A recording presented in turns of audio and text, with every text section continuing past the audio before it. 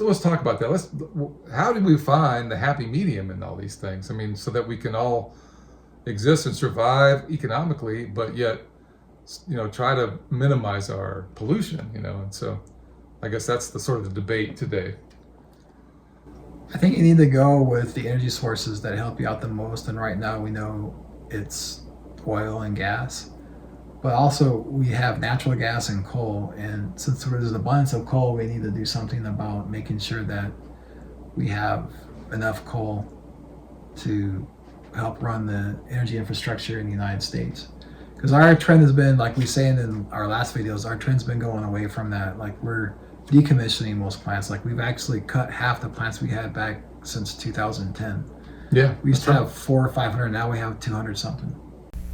If the rules and regulations from the 2024 power plant rule were to stay in effect, we would probably lose most of our coal plants because of the high reduction requirements.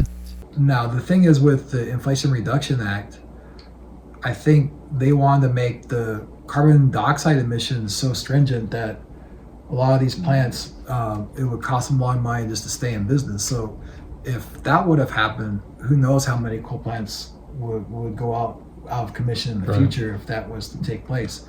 So we need something in the meantime to kind of like reverse that process, or obviously or roll back, so that the emission standards aren't so stringent. Because I think, like, according to there was an EPA power plant rule that happened in 2024, and in it they stipulated that we need to have a reduction of 90% carbon dioxide by 2032. Right.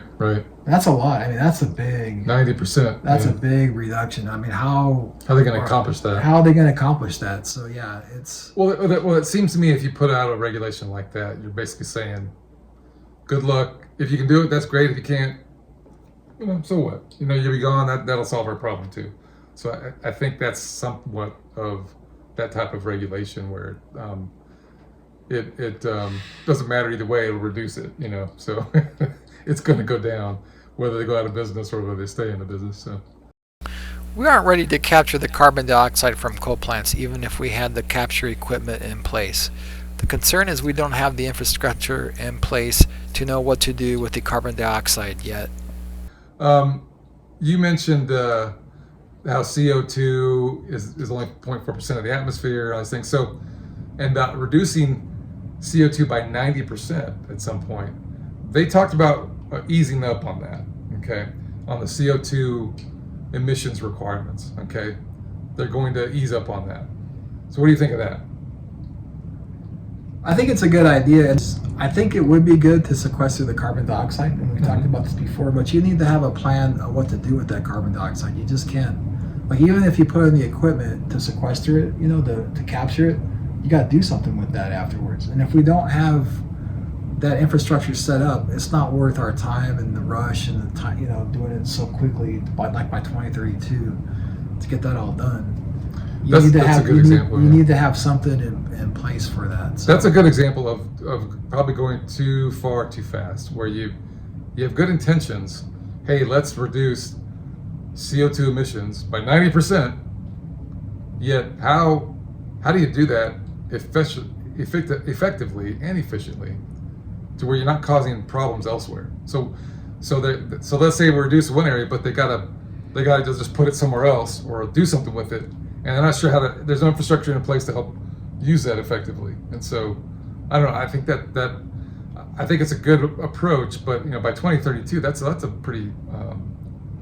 pretty hefty bar to meet. So anyway, yeah, I agree with you. That might have been a little bit too much too quickly, and so that's hampering things and it's causing other issues. And so, if we did have the infrastructure in place for distributing the carbon dioxide, what could we do with it? I think the goal should be to keep reducing CO2 emissions and to do something with the CO2 that's effective, that's good for our environment, that can help out other things, whether it's putting CO2 back in the greenhouses for growing or whatever we're going to do, pipe it somewhere. I think it would be good to recycle it if we could. I mean, we have a lot of carbon dioxide. If we pressurized it and put it in the tanks and transport it to places, that would be an ideal thing to do. It'd be great, because because that we want to And- burn natural gas to make it. We could recycle it instead. We don't do enough of that though, and I think that's a shame. But that to me, that seems like a very, very straightforward. We need CO2 in industry. We need the other industries to stop polluting so much CO2. So let's get them together. Let's Yeah. get them together, and that way Yeah. we're not doing enough of that. I think maybe 5 or 10% of that is only recycled like that. So it's not a great amount. So anyway, I agree. To make clean coal gasification plants would cost a lot of money, but wouldn't almost any climate change solution we want to do be the same? Other countries in the world are building a lot of coal plants, but they're not bothering to capture the carbon dioxide themselves either. right. So, we just need to do it slow. We can't just do it all at once. I think if you start with one plant and just go from there and try it out, Now we're I both don't know, but, we're both big believers in clean burning coal, though. I think we need to do that. coal gasification. Right. So, Yeah, coal gasification I think would be a good way to go. I mean, a lot of people don't like it because it costs a lot of money, but to tell you the truth, all these things they want to do with climate change costs a lot of money anyways. We just did a video on the solar panels. Remember how they make heat-based energy and you can convert it into electricity? But one of the comments was like, well, that's a good idea, but it's cost prohibitive. It's going to cost too much to do it. So I think a lot of things are like that.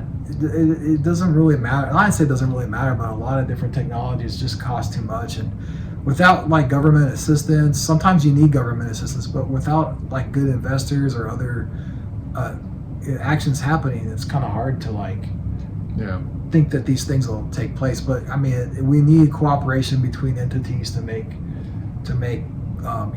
and I think clean coal or coal gasification would be worth it. yeah. Okay. With the new coal gasification plants, we could possess equipment that would not only capture carbon dioxide, but all the other pollutants and dispose of them safely. Yeah. Well, you mentioned other things other than CO2. There's things that pollute in the air. So let's talk about that.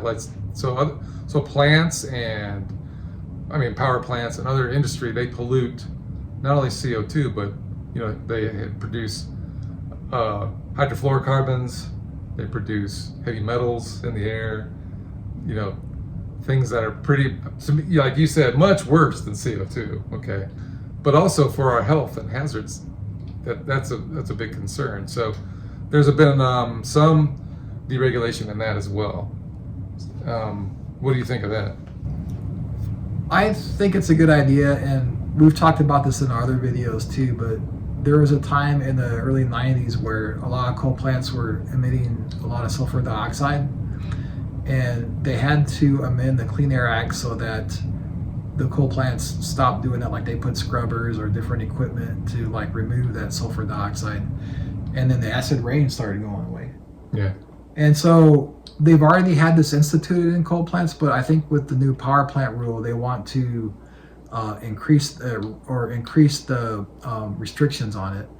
And I think to some extent you should do that, where you're taking out more heavy metals and particulate matter, because those can cause health problems and other things, and environmental toxicity problems.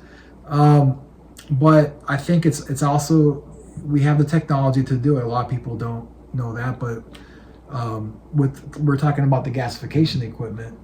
If you put in things like cyclone separators and electrostatic precipitators and scrubbers in there, you can remove a lot of these contaminants, and they come out as solids, and then you just have to do something with those solids and then dispose them somewhere instead of them getting out into the atmosphere and all that. And breathe it in. Yeah, breathing it in. So it's like the carbon dioxide thing. It's something that should be done, but if we do it too rapidly or it's too quickly of a time frame, it's going to be hard to get done right. So we just need to be smart about that, and I think that's a good way to be more environmentally aware of what's going on. Yeah, so I agree that I think this one to me is more important than any of them because of the hazards to our health, and those things can be a big problem, more than just CO2. So, well, good. So we'll keep track of this, and if anybody has any comments or insights into some of these deregulations that you want to share, please let us know. We'll take a look and we'll probably do some updates in the future. Okay. All right. Sounds good. Sounds good, brother. Yeah. All right, man. All right. Hey, good talk. All right, so we'll see you all next time.